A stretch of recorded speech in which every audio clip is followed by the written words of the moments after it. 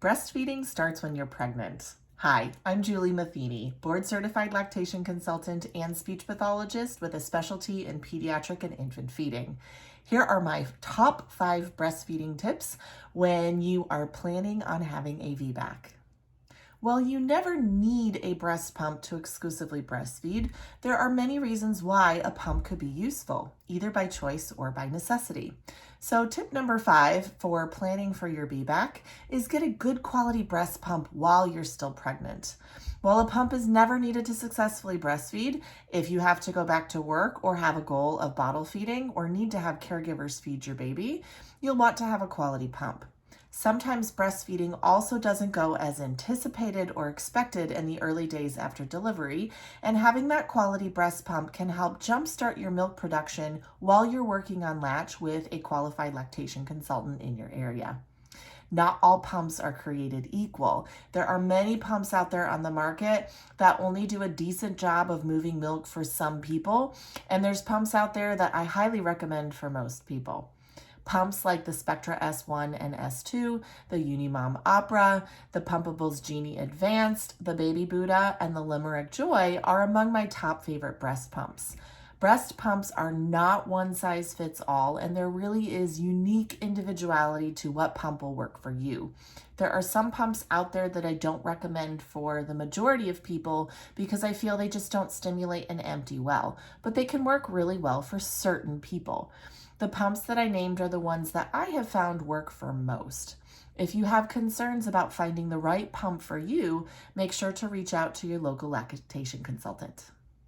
Once you have that quality breast pump, tip number 4 is make sure you have the correct size flanges. That pump will most likely come standard with either a 24 or 25 millimeter flange. Just like the right size bra, flanges are not one size fits all, and you will want to make sure you have the correct size for you. It's all about the 3 F's: fit, feel, and function. Fit. The flange should fit well with just your nipple going in and out of the tunnel. To get an estimate of what size you'll need, take your nipple, do a little stimulation so that it everts out from your body. The bra tends to smush it flat. Take a little ruler and measure the diameter of just the nipple. This will give you a good idea of where to start, adding 1 to 3 millimeters depending on your unique nipple to find the place where you want to start. Just your nipple should be going in and out of the tunnel, and the areola should be being held back by the bell part of that flange tunnel.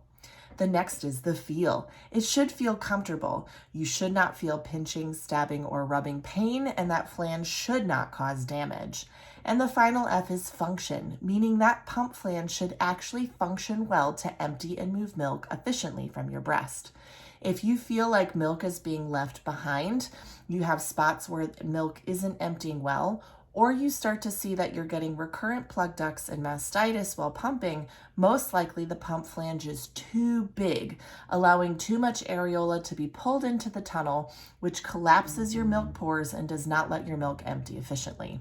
If you're having any difficulties with your flange fit, make sure you reach out to a local lactation consultant. Tip number 3 is find a local lactation consultant to work with before your baby arrives. Even if you've already breastfed before or attempted to breastfeed, this is a new baby that has never breastfed before, and your labor and delivery journey will be a different experience than with your first or your second or even your third time around. Finding a lactation consultant to work with prenatally can help you go over all of your questions and concerns before this baby arrives. Not only will the lactation consultant at the hospital not have time to teach you about lactation after your delivery, you may not even see a lactation consultant on the floor. Your brain also really can't handle learning new information after the work of labor. Learning about breastfeeding and setting up a plan for success before you give birth can help you retain the important information and have your questions answered before being thrown into the deep end.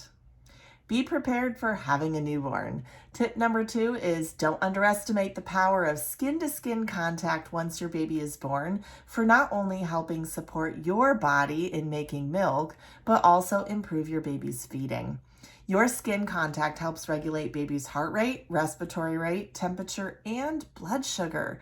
So ditch that swaddle and have your baby on your body as much as possible in those early days and weeks after delivery. This puts baby at the table and ready to feed at the earliest signs of hunger. Crying is a late hunger cue, meaning you've missed those subtle cues that your baby's ready to feed. It's much harder to latch your baby when they are crying. So that skin-to-skin contact not only has great regulatory properties to help your baby adjust to life on the outside, but it also helps improve their feeding. And your number one tip to prepare for breastfeeding while planning a VBAC is learn how to collect your colostrum before baby is born. Colostrum is milk. It's a nutrient-dense first milk that has been in the breast since around 10 to 14 weeks gestation and is ready for whenever your baby is born, even if they're born premature. Antenatal hand expression is a great way to see your milk for yourself, to have confidence that your body is making exactly what baby needs, with no need to wait for milk to come in to start to feed your baby. Starting around 37 weeks, you can even start harvesting colostrum to freeze in case supplementing your baby is needed after birth. There are very few exceptions for when antenatal hand expression would not be recommended, such as pelvic rest or bed rest for a high-risk pregnancy being one of the few reasons. No, collecting colostrum even a few times a day will not increase your risk of going into premature labor. If hand expression alone could induce labor, every OB would recommend that over medicated induction. Don't worry, you can't move all of your colostrum. Your colostrum will continue to flow as long as your placenta is in place. You cannot run out of colostrum, and your colostrum will not transition to mature milk until after your baby is born. You can collect that milk a few times a day. Once or twice is usually enough for a few minutes. You can then store this in little syringes in your freezer to either bring to the hospital if supplementation is needed or keep in case supplementation is needed later on. Now you know.